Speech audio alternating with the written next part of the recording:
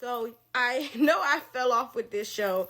I think I did episode 1 and 2, and then I just like kind of completely like lost the plot.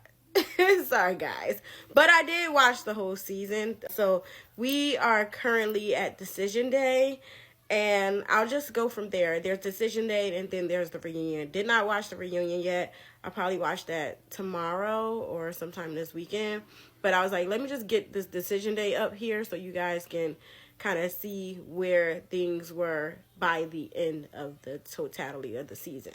And I'll give you just my general recap and emotions about each couple as I go through their decision day and what experiences that I had throughout the season. It really didn't change that much from episode 1, my opinions on these couples. So let's go through it. So the first couple who came for decision day was Josh and Jalen.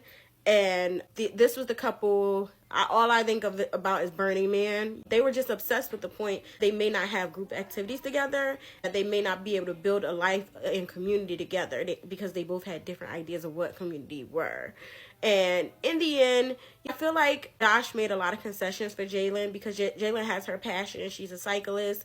She just enjoys that. And I feel like Josh, because of the background that he grew up in, he's still kind of trying to struggle to find himself. But I do feel like the balance between Jalen and Josh will be Jalen's groundedness, showing him what stability can look like, because she does have the stability of her parents who were married for such a long time, right? She kind of has a great sense of who she is and a groundedness about herself. And I think Josh, who has yearned for that throughout his life, and though he saw that with his grandparents, he didn't necessarily get that one-on-one on the front street from his own particular parents. So I think in the end, I think they're gonna last. And I also feel like they're teachers' pets.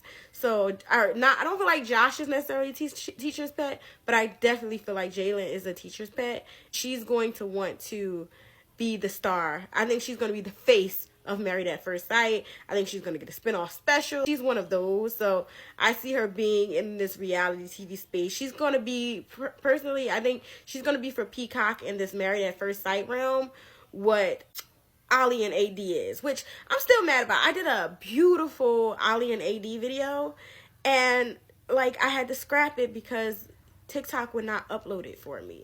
That kind of made me like not post for a couple of weeks. So mad at TikTok for like encrypting my file essentially. Still mad about it. I think I got like 1 minute of a screen recording of it that I did that I'll probably post maybe in the stories or maybe here next after I post this video, just so I can put it out there. You guys can kind of see where it was going, but I can't post the whole thing. And it was like over 9 minutes long, and it was just so beautiful. I had like different cuts, and anyway, girl, it's done. So that is what I see for Josh and Jalen. They're gonna be like their version of like the diamond of the season. Next couple is Rhonda and Pat, and I just love, y'all know I love Rhonda, her red dress when I first talked about the show. I just feel like she has a zest. She's who I want to be when I get older. I mean, maybe not as whiny about listen to me, because she was like getting on Pat. My boy Pat had a lot of patience. Patient Pat, that's what I'm calling him. He reminds me of my stepdaddy, like who's very patient with my mom, and my mom can be a lot if you know my mom. So, but she was very loved in her marriage, and like she could be her full and total self. I've never like you be looking at their marriage like what.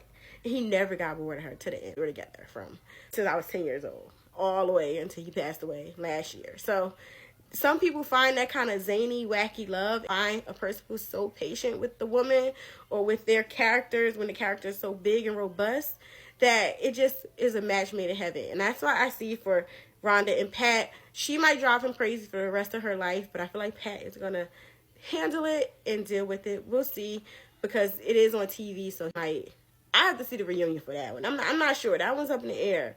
But I feel like they are going to withstand the relationship. Now, Derek and Megan got knocked up. They won't let me out. Not locked up, but knocked up. Honey, yes. Derek and Megan are already with child.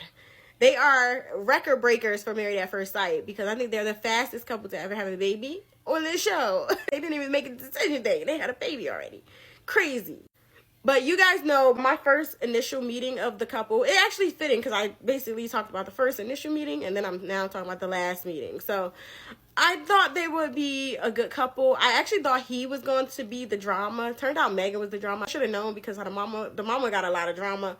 But it was so funny last episode when the mom was told that Megan was pregnant and her reaction to it. First she was like, at least y'all ain't telling me you pregnant. Only to come to find out Megan was actually telling her she was pregnant. So awkward. But it is what it is. I think in the end, she's spoiled. Her family's like, they got it. Megan's family got it. I would have liked to see more of Derek's family so we can get a better sense of him. But we understand who Megan is. And she'll be all right. She'll be fine. And I think Derek is just going to keep, just like her mom's husband, he's just going to be paddling behind her for the rest of his life. And I just think it's going to be not unproblematic, but I just think they'll do their thing. I don't foresee them breaking up anytime soon. As for Chad and Belinda, honey, I want this to be done. I want Belinda to get some confidence about herself because I feel like the way you treat the help is the way you'll treat your loves. Like the way you treat everybody around you. Because if you're treating the people who are assisting and helping like this, then you have some bad qualities about yourself. So I get big red flag military energy. I'll hide you in places they'll never find you energy. From Chad. You feel me? Because them kind of men, military men, is crazy. My daddy was one, so I know. He used to say the wildest things to my mom before she divorced him. She met my stepdaddy, who was more like a pat. But my daddy was crazy, honey. Them military men don't play. So that's the energy I get from Chad. He makes me a little nervous because Belinda is so submissive and like internal about her feelings and mysterious. It makes me a little bit nervous for her, how this will pan out. I just be like, girl, scream, blink twice if you need help. But I think because she does have Jalen and her sons, she'll never be too deep into like the marriage where she loses herself, because I think she's already experienced that in her first marriage. I just wish her the best of luck, and I hope she listens to her gut a little bit more.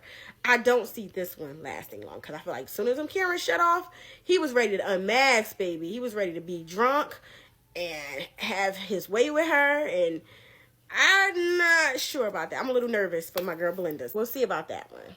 Last but not least, Will and Brittany. Oh my God, I cried, you cried, we all cried for ice cream. Like, it was just so sad. Like, the emotions he's been going through. I think it was his first time ever having real emotions about something in his life, because the way he had a visceral reaction to saying yes to this marriage. He called her that morning, said no to her. Confused Productions had everybody scrambling. She came in her all black dress, where I feel like she probably would have came in something pink and flowery and girly, but she was so depressed. She had a leather jacket on, covered up. It was just crazy. She wasn't able to come in like the other women did in their full selves. And he was basically sending her through an emotional roller coaster. And we're on an emotional roller coaster. One of those. It was like loving you. Oh, I don't know. I feel like I'm a little nervous for her. He did say yes. And so we have 5 out of 5 couples. They all said yes. But I still am a little nervous for Brittany that once the cameras go, was going to be like, I did that for you. I didn't want to embarrass you on TV, because, you know, the black man trope and that stereotype that's on TV right now, he's the type that wants to push against that. So I can see him saying yes for the television. We'll see where he is. I'm going to watch the reunion tonight, so I might do one more update on this show, let you guys know where things are, if it's still 5 out of 5. But on decision day, it was 5 out of 5, and I was really shocked out of shock, because I definitely didn't think Chad and Belinda was going to make it. I sure didn't think Will and Brittany was going to seal the deal. So we'll see where they are after the reunion, but it's your girl, Nico Nicole. I'll see you guys in the next one. Peace out. I know it's been a long time. I shouldn't have left you. All right, it's your girl. And don't forget to comment and subscribe if you haven't already. And don't forget to hit the follow button if you're watching here on TikTok. It's your girl, Nico Nicole. And this is Give This Girl a Mic, as always. Peace. Bye, guys. See you next time.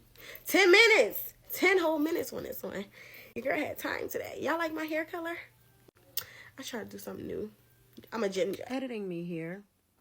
And I just seen that it's 5 for 5. All of these mofos aren't together. We just wasted our motherfucking time. Every single one. And the most heartbreaking one was Megan and Derek's, because they talked about the heartbreak of the miscarriage and the psychological and emotional turmoil that they went through. I called Chad and Belinda's situation. Very toxic, exactly what I expected it to be. He let, his drinking and his vices get the best of him.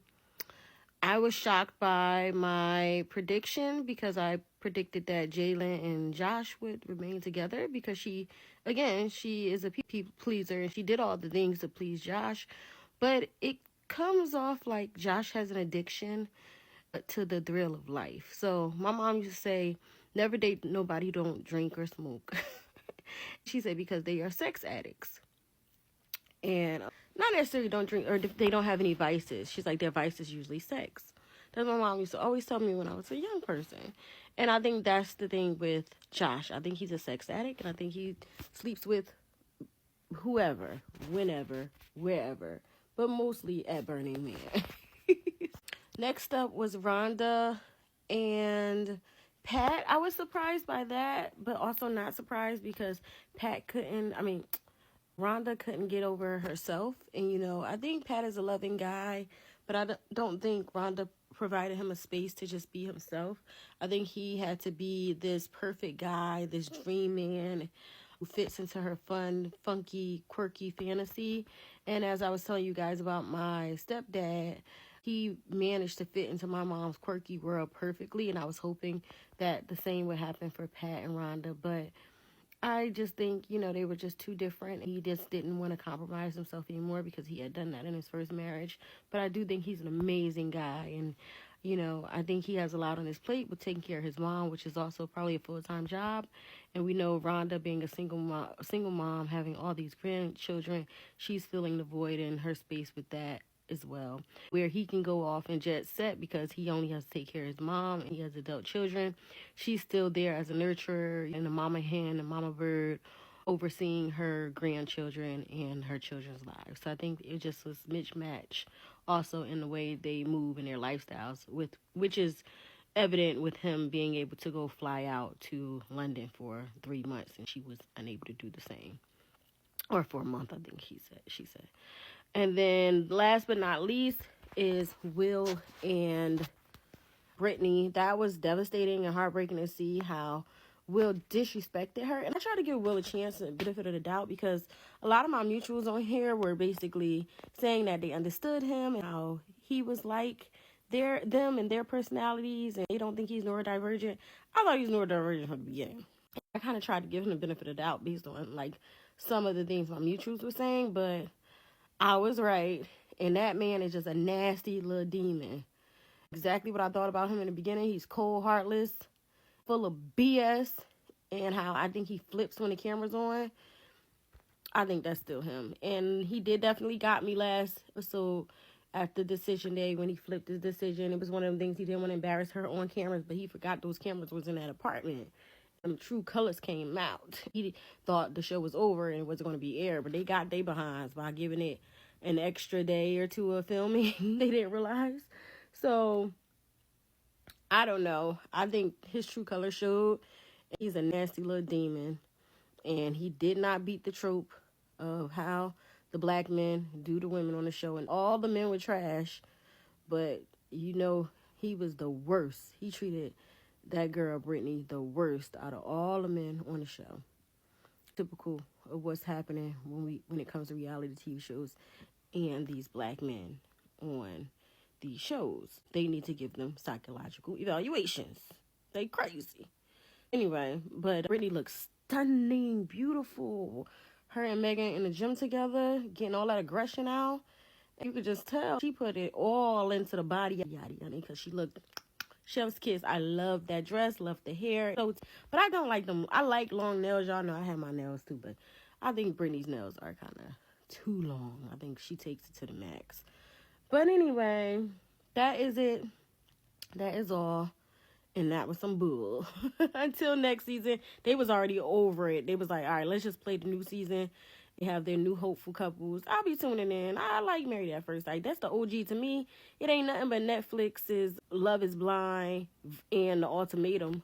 together. You get the same show in one. They just broke up it into 2 shows on Netflix. But basically the same thing. It's like The Ultimatum, because you got couples living together, marrying, Then it's like Love is Blind, because they meet blindly. And then they fall in love and they get engaged on Love is Blind. But on this show, they just get married. So same kind of show. They just stole their whole idea. And we get all of that in one show with Married at First Sight, which I like, because you don't have to be broken into 2 different shows. And you got The Ultimatum, because at the end, they get to have that like sit down decision, which is nice. I will be tuning in again, but like I said before, I just came in to stop by, cause instead of giving y'all 2 parts, I decided to just give y'all 1 whole part and just wrap it up. All right, I'll see you guys next time. It's the girl Nika Nicole, and this has been Give This Girl a Mic.